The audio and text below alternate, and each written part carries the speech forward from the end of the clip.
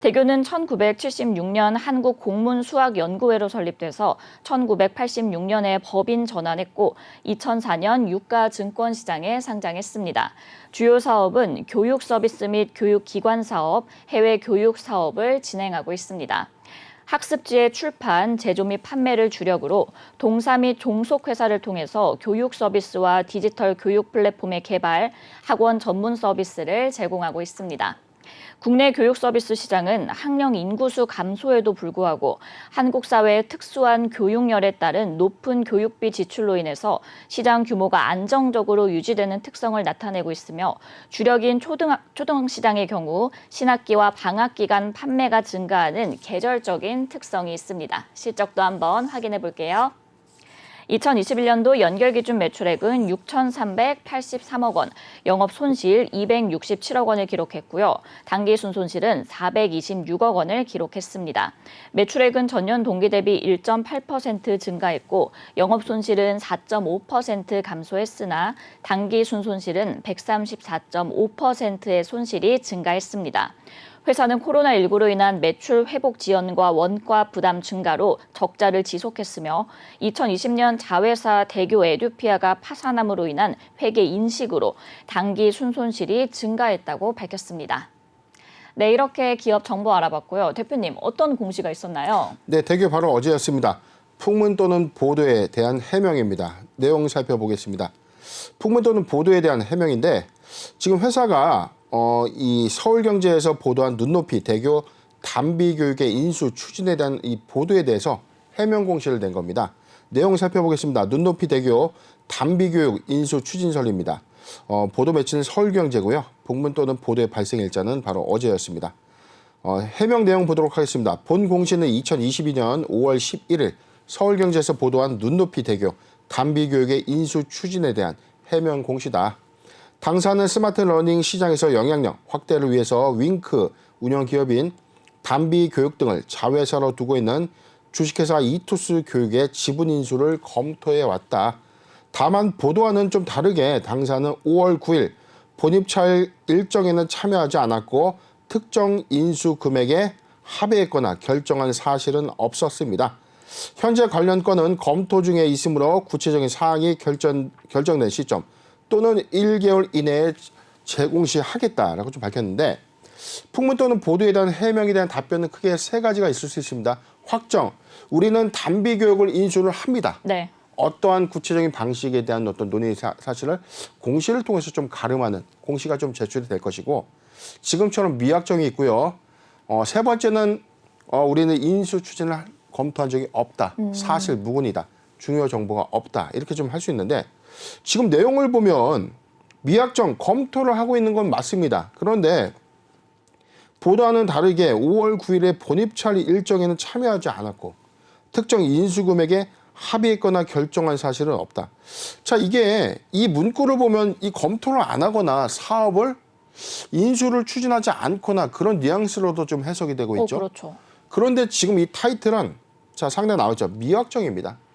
자, 미확정이라는 건 뭐냐면 본입찰 일정에는 회사가 지금 참여하지 않았지만 지금 입찰에 참여하지 않았지만 전략적인 부분의 검토는 지금 진행 중에 있는 거예요. 즉 이게 인수 매물에서 다른 제3자와 계약이 됐다면 단비교육의 인수 추진은 사실상 물거품이 되는 셈인데 지금 본입찰에는 참여하지 않았지만 그래도 끈은 놓지 않았다는 거죠. 검토를 좀 지속적으로 해서 사업의 타당성을 좀 검토하고 있는 관계이기 때문에 5월 9일에 본입찰 일정에는 참여하지 않았지만 다시금 인수를 제의할 수 있는 여지는 있다라고 좀 밝혀지는 공시가 되겠습니다. 네, 이렇게 대교의 해명 공시 살펴봤고요. 그래도 이 유초등 학습지 1위 업체 윙크를 운영하는 단비 교육을 인수하게 되면 대교와 좀 사업적인 시너지가 굉장히 있을 것 같은데 대표님, 그럼 인수 가능성 대표님의 의견은 어떠세요? 네, 일단 회사의 이 미온적인 답변이 저도 좀 걸리는 부분이 있어요. 네네. 지금 일단 본입찰에는 참여하지 않았고 그럼에도 불구하고 검토는 계속하겠다. 근데 이게 매체 보도가 사실상 뭐 너무 터무니없는 내용들로 좀 이야기하는 것은 아니었거든요. 그렇죠. 지금 전체적인 어떤 시장 매가가 4천억 원대로 좀 추산이 좀 되고 있는데 채무승계 부분을 모두 다 매가에 반영한다면 3천억에서 3,500억 원의 인수가액으로 좀 측정될 가능성. 자, 관련 보도는 좀 나와 있고 네네. 지금 대교의 입장에서는 사실상 웅진 싱크빅으로부터 이 교육 사업에 대한 이 점유율을 2위를 내줬죠.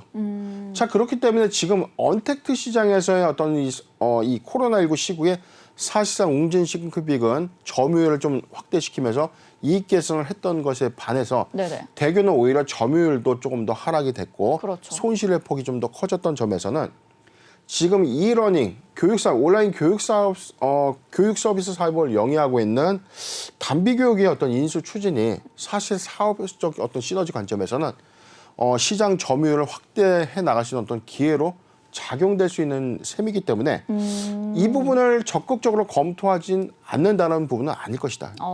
검토하는 것은 맞겠지만 이게 검토 이후에 회사의 어떤 시너지들 그리고 매각가에게 좀 중요한 어떤 요소가 아닌가 판단해 봅니다. 네, 이렇게 좀 다시금 시장 점유율을 확장하려는 움직임으로 해석될 수도 있다라고 말씀을 해주셨는데요. 그럼 한번 실적도 살펴보겠습니다. 지난해 대교는 2세 경영의 첫 성적표를 받았는데요. 2020년부터 2년 연속 적자를 기록한 상황입니다. 그래도 이제 올해 거리두기 완화로 대면 교육이 어느 정도 활성화된다면 그럼 실적 회복도 가능할까요? 네, 일단은 최근 영업 실적 잠정 공시가 있었는데 일단 1분기 실적이 지금 1,706억이에요. 전년 동기 대비 11.3%가 좀 증가됐는데 영업 손실이 났고요. 그리고 당기 순손실이 좀 기록하면서 지금 3년 연속 적자를 좀 지속하고 있는 흐름을 좀 보여주고 있습니다. 반면에 지금 웅진 싱크백이 1분기에 실적 호조를 좀 보여줬거든요. 지금 내역을 좀 잠깐 보면 웅진 싱크백의 경우에는 지금 전체적인 부분에서 영업이익을 267억을 좀 기록했어요. 네네. 전년 동기 대비 91.4%가 증가한 것에 비해서 대교의 지금 영업 손실은 오히려 영업 손실 기조를 좀 유지하고 있기 때문에 너무나 이 실적적인 어떤 비교 측면에서 비교가 되는 거죠. 그렇죠. 그렇기 때문에 지금 온라인 교육 서비스 사업의 어떤 확장성을 좀 더 가져가는, 즉 대교가 다시금 시장 점유율을 확대해 나가는 어떤 전략을 지금 수립해야 된다면 단비 교육의 어떤 인수 시너지는 좀 분명히 있어 보입니다. 그런데 중요한 매가 부분, 매각가액에 대한 어떤 이 구성 요소가 대교가 좀 준비가 안 되었느냐 그런 것도 아니거든요. 회사가 탄탄한 유보액을 바탕으로 충분하게 인수할 수 있는 여력은 충분하기 때문에 인수 이후에 시너지를 지금 검토 중인 것이 아닌가 좀 판단해보고 잠깐 사업 보고서 전 내용 살펴보도록 하겠습니다. 네. 회사의 최근의 매출 포지션의 증감 효과를 좀 보면 2019년도, 2020년도, 2021년치인데 교육 서비스의 사업 부분은 7,082억 그리고 5,966억 그리고 6,116억. 2020년도 이 코로나19 이후보다는 점진적으로 좀 감소 추세가 좀 있었고요. 교육기관 사업의 교육기관 사업 부분은 오히려 크게 좀 감소하고 있죠. 4.5%, 1.7%, 2.9%의 매출 비중을 좀 가지고 있지만 340억, 106억, 184억. 지금 코로나19에 직격적인 어떤 피해가 있었다라고 좀 판단되는 상황입니다. 교육사업 부분에서도 219억, 그리고 143억, 161억.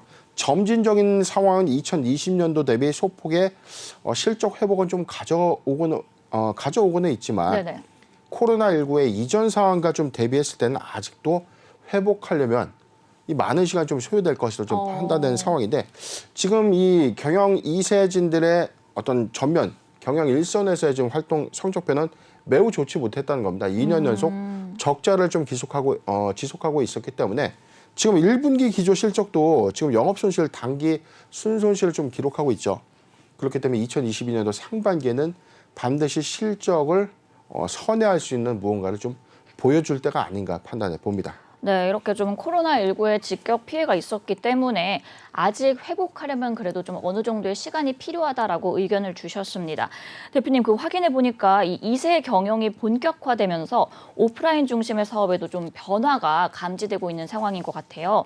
한번 그 신사업의 상황도 살펴볼까요?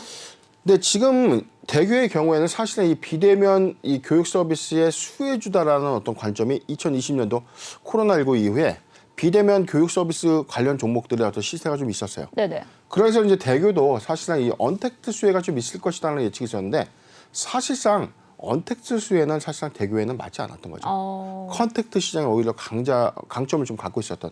즉 방문을 해서 선생님이 지도를 하는 학원 서비스 사업을 좀 영위하고 있었는데 네네. 이 학습지 매출 자체가 감소 추세로 갈 수밖에 없었던 원인은 바로 이 코로나19의 확산, 오미크론의 확산으로 인해서 사실상 외부인이 집에 와서 대면 교육을 한다는 게 굉장히 좀 부담스러울 수 있죠. 그렇죠.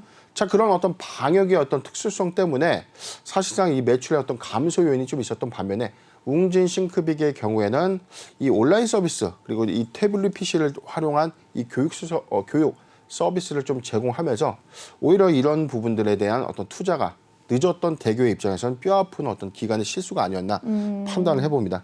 그렇기 때문에 지금 오프라인의 강점을 갖고 있는 이 대교가 온라인 사업의 어떤 강점을 이제 갖기 시작을 했는데 네네. 이런 비용들이 지금은 사실상 점유율 관점에서 좀 이 후발주자라는 어떤 인식들이 있다는 거죠.